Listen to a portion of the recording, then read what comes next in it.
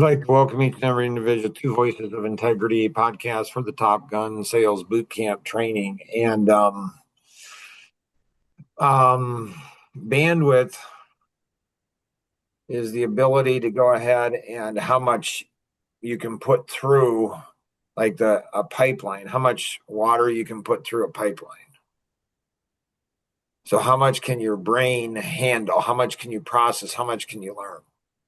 So, when I was in my mid 40s, I think it was, this is why the white paper library is so valuable. So there's over 100 white papers that I've written, and these are the top six, and they're in order. So why do you go ahead and why is WIFM the first thing that people read? What is WIFM? What is that designed to do? Humble one, or like you're just doing it for yourself? Yep, it's to not be self-righteous. So it's being humble, not saying you're humble, truly being humble. And so you guys are not coming together. You guys are not coming together as a group like you could be, like you need to be. So, um, Steve Ryan, he was this coach of Morningside football, and he went ahead and in Western Iowa. He was introduced to me through Dave Libby, and started doing coaching of him for recruiting and development of his people, so they're college, so they're all guys, and they're all college guys, so they're 18 to 22 in age. And he brought them out to our house, and we did two days of training on personalities at our house. And he, every year, because they have a quarter of their team leaving and a quarter of your team coming in as freshmen, and your seniors are leaving and your freshmen are coming in. And he had a principle called, it was the power of one. So what he tried to do is get the team to come together as one. And he'd tell them, he said, if you strike an opponent with an open fist, or open hand, it will sting. If you go ahead and bring those four fingers and a thumb into a fist and strike that opponent with the same force, it'll knock them out. So he had exercises that he went ahead and did that got them to be one, to work as one. And one of the exercises, so he'd take them on like trips to places, So essentially they're together 24/7.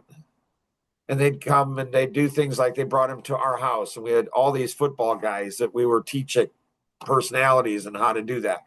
And he would have like obstacle courses that he would do and other types of things, so physical activity.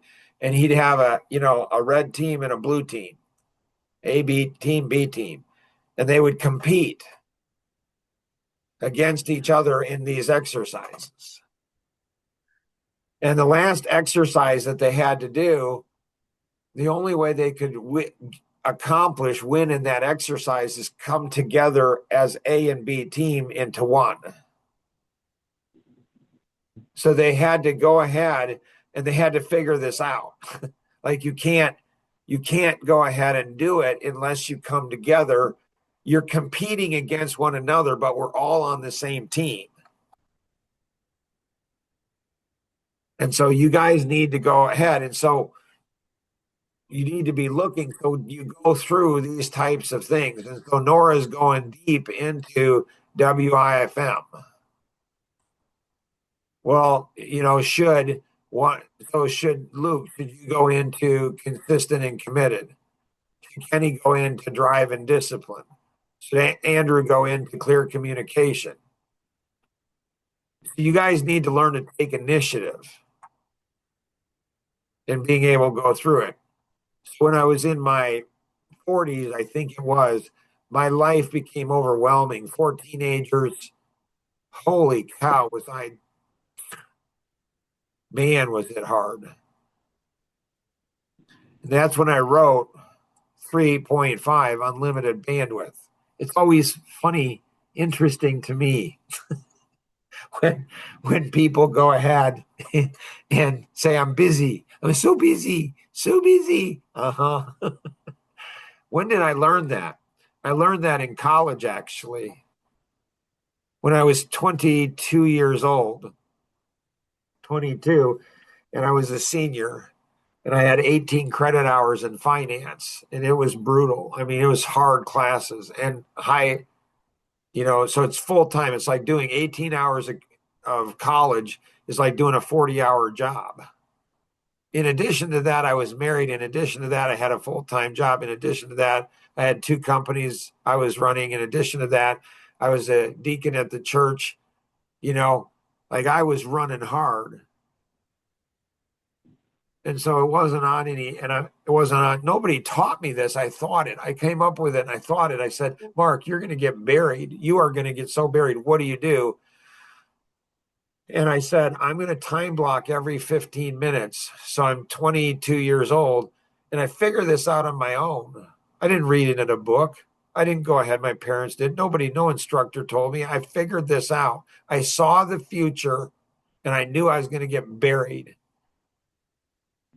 And being, married, it's like, hey, you got that. You got all this stuff going on. So what I did is I time blocked 15 minutes of every day, 7 days a week for 3 months. And I'm telling you, I smoked that semester. I got great grades. And I mean, everything, I was like a machine. Everything was rolling. The next semester, I went for my marketing degree, dropped down to 15 credit hours versus 18 credit hours, 30% less. And they were easy classes. So less class load and a lot easy. I mean, really easy classes.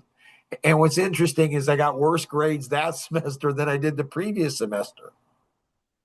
So an airplane will wear out on the ground faster than it will wear out in the air because it was born to fly. You are born to fly. You are born to go ahead and have high pressure and excel in things. And when you don't think you can do something, you just figure it out. So this unlimited bandwidth was written when I was in my 40s, but the real experience came when I was 22. Now, Kenny, how long did you track 24/7? Was it a week, a month? How long was it? 2 months. 2 months. So he's the only person that's ever done it. Nobody's ever done it before. Now, what he should have done is, well, what would have made it, not should, that's a judgment word. What he could have done, and it would have been so much better, is to do 4 months. Mark did 3, do more than, never do the minimum, always do more. And so there's things out there that you guys, you can't do everything all the time. There's a million things you want to do, 2 million things other people want you to do, and 10 million things you could be doing. And those are all, they're all good things. In the book Good to Great by Jim Collins, it's the biggest enemy to great is good. The biggest enemy to a great career is a good career. Biggest enemy to a great company is a good company. Biggest enemy to a great marriage is a good marriage. The biggest enemy to a great friendship is a good friendship, because we get settled. We're like, well, we have a good marriage. We have a good friendship. We have a good this. Is that what you want is good? Because if that's what you want is good, there's a high probability you're going to be average.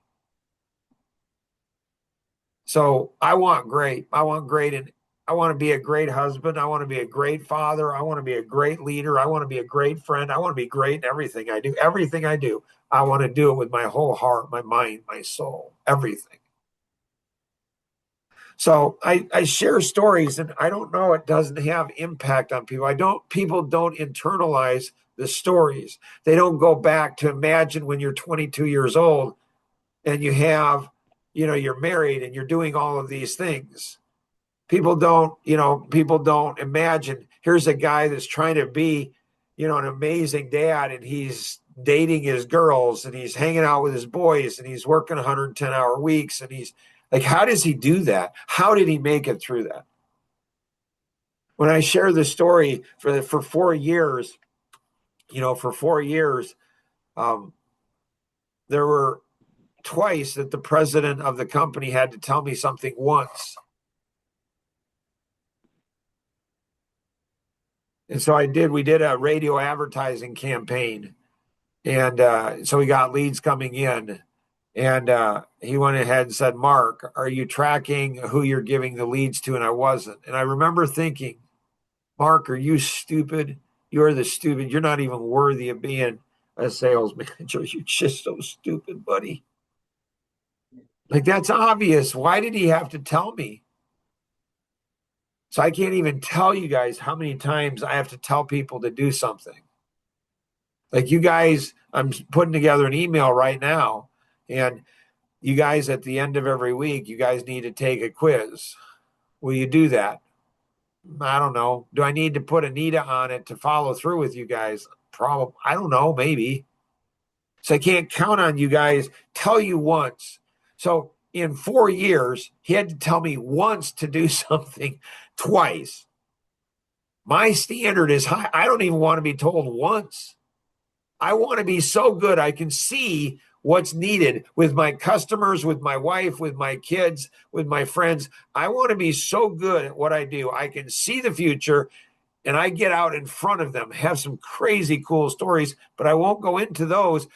But you think about that, saying, okay, the guy from 23 to 27, he's in a new job. Like, he's a salesperson, then he's a marketing manager, regional manager, then he's a marketing manager, then he's VP of sales. He's doing new stuff. The guy, how do you go ahead and work 4 years and he gets told twice to do something once? It's not being asked to do something. Like, stupid people are having to be asked. People who don't expect much of themselves. People, I just feel bad for them. They're ignorant. They're stupid. I don't know. Why would you ever have to be told to do something twice? It makes no sense. What? Are you a child? Like, are you like, do you expect, did your mom tell you stuff multiple times? Like, just tell you? Like, so I don't, how to like, I share that story and people don't understand it. How do you go 4 years? 4 years, never had to be told something twice. Never. Like, how do you do that when you're 20, 23 to 27? There's reflexes that you guys are learning. And so, Luke, in the pre-show, talking about goals versus commitments, we won't go ahead and go over that, but sometime we should. And so, welcome, Andrew. Good to have you on. Nora, what you? I had 27% yesterday. Well, the biggest advantage, biggest disadvantage the biggest advantage that women have is they're women. And the biggest disadvantage that women have is they're women. And so I don't like my pickleball coach. She says, so I was talking to her, what's etiquette and stuff. And she says, I treat women. She's a girl, so she's a woman. So she says, I treat women totally different when I play pickleball. I said, really? How so? She says, so I won't hit the ball at a woman, but I will a man. Oh, I'll hit him hard. Good to know. And so women often, they're more sensitive. They tend to be, not all, but they tend to be more loyal and they tend to be more committed, and you don't have to be as hard on them. But often you're too soft. I'm too soft on women. I'm too soft on Nora. And so I don't push her enough. I don't drive her hard. In her first year in sales, her goal is to do $250,000. She has no idea how hard that is. I mean, that's next to impossible. Almost nobody does that their first year. It's just, And so, because I treat her so nice, she treats me so nice. Even though we're level two friends and she doesn't like me and I don't like her, you know, we still treat each other nice. And so she needs to drive me harder. She needs to push me more, and I need to push her more. I mean, we talked about it yesterday. We got to get it up to 40% or 50%. We got to do that. And so, will she push me hard today? There's going to be a point. There's going to be a point because we talked in the past about ceilings and floors. So right now our ceiling is about 20 to 25%. We've got to get that up to 50%. Once we get it to 50%, that's the new ceiling. And the new floor is maybe 40%. Once we get it to that, then we got to get it up to 75%. That's the new ceiling. And 65% is the floor. It doesn't go below it. So is she going to just beat the living daylights out of me today to go ahead and help her do that? I don't know. Will you, Nora? I mean, if you want me to. Who's gaining the benefit from it? I mean, we both are, probably me more than you. Right. So you've got to, it's not up to me, Nora. It's up to you. You're the one that makes this. Your goal, only if I want you to. No, that's not, no. It's regardless of what I want. You don't care. You're focused on that goal. That goal is everything. I agreed to help you reach that goal. I don't have an option in this, Nora. It's command, it's control, it's dominate. You just go ahead. This is what it is. Like Mark said, he's committed to helping me get to this goal. So you know what? If I have to beat the living daylights out of him, because I don't know how to do it. I don't know how to get to 50. So I don't have an option in it because my option was bypassed because I said that I was going to help you get to that goal. So you don't give me an option. It's not up to me. You don't care about what my life is, what I've got going. That goal is everything. Why? Because I said I would help you get to that goal. It's not like, well, he's going to help you get to the goal if it's convenient, if it's easy, if he doesn't have any stress, if his family, marriage, everything's going good, then he'll help me. It's not that. So in sales management, there's a fire in the belly. That's in sales. In sales management, there's a fire. Your whole body's on fire. Like when you're in sales management, you are like everybody fears you. Like once I think my oldest son was, I don't know, 25 or early 20s maybe. And I don't know, somehow they were talking about with Tim, our youngest son. He says, I think I could take dad in a fight. And my oldest son, he was taller and, he's strong and working out, bodybuilding. And Jonathan laughed and said, yeah, don't even think about it. That'll kill you. and Tim's like, well, yeah, but, he's like, I don't know. There's something about dad power. Like dad, I don't know. There's something about dad power. He says, I wouldn't mess with dad. Dad'll kill me. Ben, he was in wrestling and he learned all these moves. And so he wrestled his dad. Yeah, that didn't take me long to pin that boy down. So there's something powerful about being a sales manager. Like if you're working, I'm working. So I'm not teaching salespeople. I'm teaching leaders of leaders. Like you guys aren't followers. You're equal. You know what? You guys are working. I'm working. That's how it works. Nice. Anything else, Nora, you got? No, I don't think so. Kenny, what you got? So in building the past client relationships and asking for referrals, um, today I'll just call up a bunch of people and talk with them, see how their projects going, see if their project is causing any issues, and then ask for referrals. Besides the training for asking for referrals video, any other notes or thoughts on that? So, the McKay 66.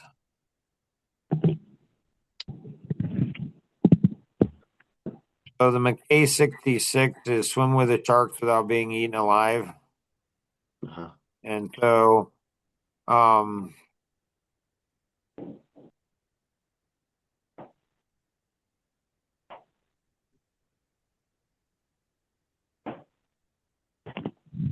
just sent that over to you. So what you do is over time you start to go ahead. So there's questions, you know. So all the way down to what's their name, what's their nickname. Seriously, like really? This guy owned an envelope company. And so you have this, you have all of this here. For the guys, if they're a woman, don't ask them their height and their weight. Do not ask weight. You're guessing at that. Like, don't be socially autistic. And then you're finding out, stuff. So that in conversation with them, you're looking for interests. What's their interest? How can you connect with them? So you might go ahead and so you're not doing this in one sitting. You're doing this over a period of time. And I mean, it's crazy. It gets into what's their favorite food, what's their religion, are they active in it? Highly confidential items not to be discussed with the customer, like divorced member of AA. Now for some, they're fine with that. Others, maybe not so much. And so what this is doing is teaching you, like you're like, dang, I have level 4 friends that I don't have this information on, right? Like, whoa. So you're going deep with them. Does that help, Kenny? Yeah, it does. It goes back in. So you have client for life relationships. Okay. You have client for life relationships. And then you go ahead and have here box 16, which is obtain B2B and B2C referrals. You look for groups that they're participating in. What's their interests, hobbies? What's their religion? Like, what kind of groups do you participate in? Because you can penetrate an entire group. You can bring, especially in partnershiping with Life Masteries Institute, they have resources that are phenomenal. And they're free. Not all of them, but most of them are. Then you're talking about asking for referrals and you're going back all the way back into questions, doing all of that. Make sense? That does. Yep. Nice. Here's the 5th generation. No, is that where it was? So I wanted to show you guys something, and I don't know. I found it yesterday.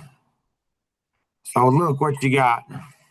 Um, so today Andrew's on. We want to get him an idea on to do door knocking, and then I'd also like to do so door knocking is more of a short term referral partner, just calling referral partner, developing relationships is more of a long term. Also like to get him maybe not get him an introduction to calling referral partners and developing those relationships. Have you and Kenny done that already? Yes, I mean to an extent, yeah. And have you guys documented what you've done? No. Why not? So there's a term, and you got to be careful with the term. Make sure you're clear. It's called SLUPS. SLUPS. SLUPS. It's sloppy, lazy, undisciplined, pathetic, and stupid. So why don't we do things, so the definition of ignorant is not knowing what to do. The definition of stupid is not doing what we know. You guys know, you guys have been trained. You document your process because you make money in developing other people if you're smart. When you're going through and doing something, you document what you're doing. You guys didn't do that. Why?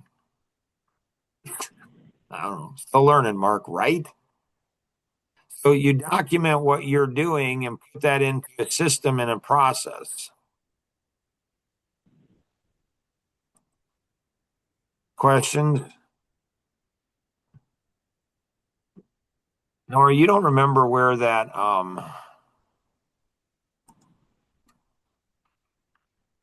the drill down to the sales stuff is, do you? Oh, I think it's in here. So we talked about this yesterday, just briefly. So work, discipline, skill, artistry, and genius. And then down here lower in this document is where you go in and it'll drill down into your sales more, pretty sure. So you document what you're doing, and then you have Andrew, you break it down into small pieces. If I see it in a system, there's probably things that I will slide in and help you with. If I don't see it in a system, not as much help, not as much, because you guys are just doing it for yourselves. You're not doing it for a system for other people. So teaching yesterday I ran through this here. Like here, you have in Action Vision. Why everybody should be on Action Vision. Box 3. No, box 4. Sorry. Ask key questions. Have you guys been through this?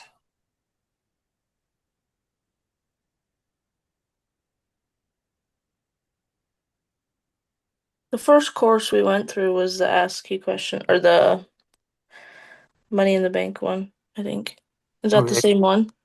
Yeah, this is for Action Vision here. This is the Action Vision. So coaching, if you're on Action Vision, your coach can go ahead and get you this. And so, um, and so, here's the 4 levels of questions. And so this is really good. Really good. Does it have something specifically for referral partners? I don't know. It's been a long time. This stuff is so cool. Like is this cool. So if Andrew goes through and reads this, and if there's something not here, if you guys read this and say, hey, Mark, there's nothing in here for referrals. Can you put something in here for referrals? Would I do that? Probably. Use it. Yeah, probably. If you guys went ahead and did what you could do, take the ball down the field as far as you could, would I do it then? Oh, absolutely. For sure. This is what you guys are going to see in the future. We're getting there. Like if you're thinking, dang, somebody did some work on this, like this, my gracious. So we're still getting there. I think it's in here. I'm hoping it. What else you got, Luke? How do you move? So the level 1 selling, or is product selling, and then you have relationship selling. How do you move After up? relationship, what do you have? Is because I have a relationship with you that No. After relationship, what's the next higher level than relationship?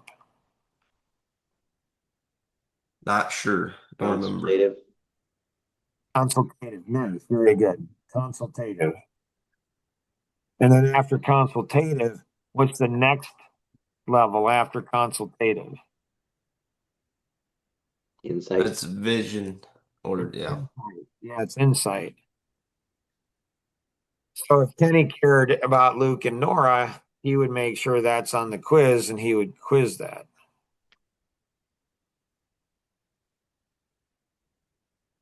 And so I'm not finding it. That's frustrating to me. And I just ran into it yesterday too. You don't know where it is, do you, Nora? I don't. Okay. So here, every one of these 6 levels there's 7 levels below in asking key questions. There's 7 levels in asking key questions. There's 7 levels below mastering presenting solution. There's another whole dimension that needs to be fleshed out. I knew I had it, saw it yesterday, but don't remember where it is. So I got to go ahead and I got to find it. What else you got, Luke? That's all I have. Okay. Andrew, welcome, sir. Anything else you have? Not that I can think of right now. Okay. So what would be good is you guys give him whatever training you give him, and then you prepare him to go ahead and so in being powerful men, the 3 C's. So what are the 3 C's in becoming a powerful man? It works for women too, but we'll focus on men. So what are the 3 C's? Consistency, consideration, and competence. Nice. Good. Excellent. See, it's reflex.